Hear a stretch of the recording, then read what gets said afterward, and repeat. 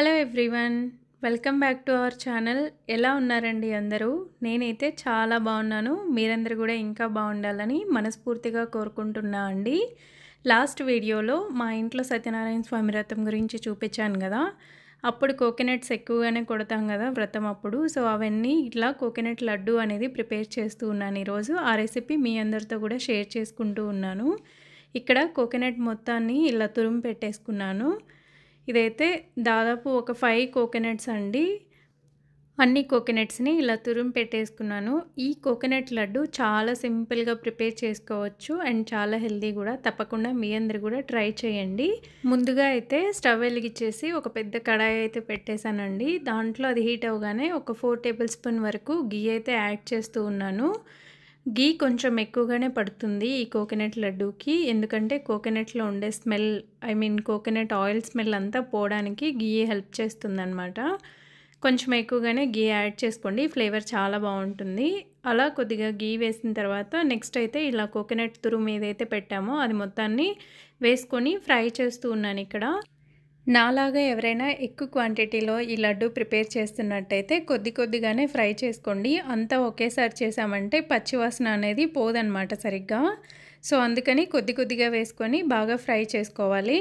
చూసారు కదా, మొత్తం అంతా అందులో ఉండే చెమ్మ మొత్తం పోయి పొడిగా అయింది కోకోనట్ అనేది.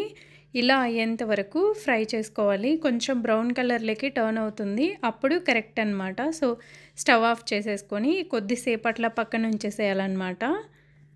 ఒక 2 మినిట్స్ అలా ఆ హీట్ అనేది కొద్దిగా తగ్గిన తర్వాత నెక్స్ట్ ప్రాసెస్ స్టార్ట్ చేయాలి. అందుకనేసి ఇక్కడ స్టవ్ ఆఫ్ చేసేసి ఇంకా ఒక 2 మినిట్స్ అట్లా చల్లారుస్తూ ఉన్నాను మొత్తం కోకోనట్ని. చూసారు కదా, ఇలా తిప్పుతూ ఉన్నానంటే కొంచెం త్వరగా కూల్ అవుతుంది. సో అందుకని గరిటెతో తిప్పుతూ ఉన్నాను.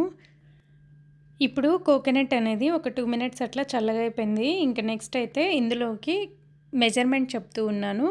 2.5 కప్ కోకోనట్ తురుముకి 1 కప్ అయితే షుగర్ వేస్తూ ఉన్నానండి, ఫుల్ కప్ ఆఫ్ షుగరు. అలాగే కాచి చల్లార్చిన మిల్క్ అయితే యాడ్ చేస్తున్నాను. ఇది వచ్చేసి ఒక 200 ml వరకు ఉంటుంది. మిల్క్ అనేది యాడ్ చేసిన తర్వాత స్టవ్ ఆన్ చేసి మళ్ళా తిప్పడం స్టార్ట్ చేయాలన్నమాట. కోకోనట్ కొంచెం కూల్ అయిన తర్వాతనే పాలు అనేది యాడ్ చేయాలండి.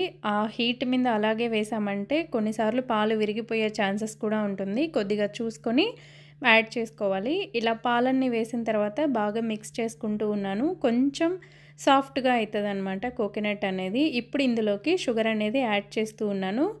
ఇదే ప్లేస్లో మీరు బెల్లం కూడా యూస్ చేయొచ్చు, అలా కూడా సేమ్ ప్రాసెస్తో చేసుకోవచ్చు అనమాట. బట్ ఈరోజైతే నేను షుగర్తోనే ప్రిపేర్ చేస్తూ ఉన్నాను. ఈ లడ్డూని చాలామంది చక్కెర పాకం కూడా పట్టేసి ప్రిపేర్ చేస్తూ ఉంటారు. ఇలా చేసినా సేమ్ టేస్టే ఉంటుంది, ఎట్లాంటి వేరియేషన్ అయితే ఏమి ఉండదు. సో ఇలా షుగర్ అని వేసేదైతే ఈజీ అనమాట పాకం కంటే కూడా. సో ఇట్లనే ప్రిపేర్ చేస్తాను నేను ఎప్పుడు చేసినా సరే. సో ఇలా షుగర్ అంతా యాడ్ చేసుకున్నాను కదా. ఇప్పుడు ఫ్లేమ్ అనేది పూర్తిగా లో ఫ్లేమ్లోనే ఉంచుకొని అంత బాగా మిక్స్ చేసుకుంటూ ఉన్నాను. షుగర్ మొత్తం కరిగిపోయి షుగర్ సిరప్ అనేది రెడీ అయ్యేంత వరకు ఇలాగే ఫ్లేమ్ అనేది లోనే ఉంచుకొని తిప్పుతూ ఉండాలి.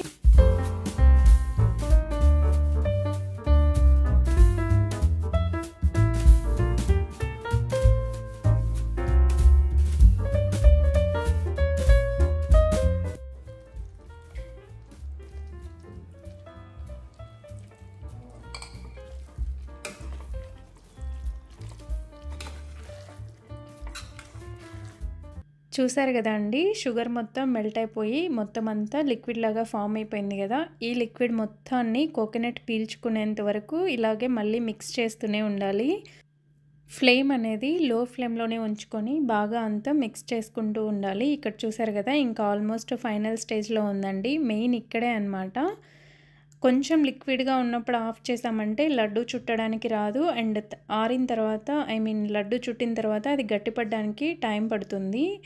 ఈ లిక్విడ్ మొత్తాన్ని కోకోనట్ పీల్చుకునేంత వరకు ఉంచుకొని తర్వాత స్టవ్ ఆఫ్ చేసామంటే లడ్డు చాలా త్వరగా గట్టిపడిపోతుంది వితిన్ హాఫ్ అన్ అవర్లోనే. సో సిరప్ మొత్తం పీల్చుకొనేసి అయ్యేంత వరకు అలాగే ఉంచుకోవాలన్నమాట, కొంచెం కూడా లేకుండా. మొత్తం అంతా ఇలా మిక్స్ చేసుకుంటూ ఉండాలి.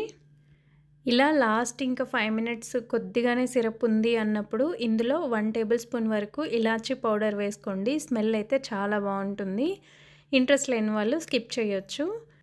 నేనైతే ఇక్కడ యాడ్ చేస్తూ ఉన్నానండి. అది కూడా యాడ్ చేసుకొని అంత బాగా మిక్స్ చేస్తూ ఉన్నాను. ఫ్లేవర్ అయితే చాలా బాగుంటుంది. సో ఖచ్చితంగా యాడ్ చేసుకోండి అనే చెప్తాను. సో అది కూడా యాడ్ చేసేసుకొని అంతా తిప్పేసుకున్నాం కదా! ఇంకా చూసారు కదా మొత్తం సిరప్ అంతా కూడా కోకోనట్ అంతా పీల్ చేసుకునింది. ఇలా ఉంది అంటే ఇంకా స్టవ్ ఆఫ్ చేసేసి ఇంకా పక్కనుంచేసుకోవచ్చండి. మన లడ్డు అయితే ప్రిపేర్ అయిపోయింది.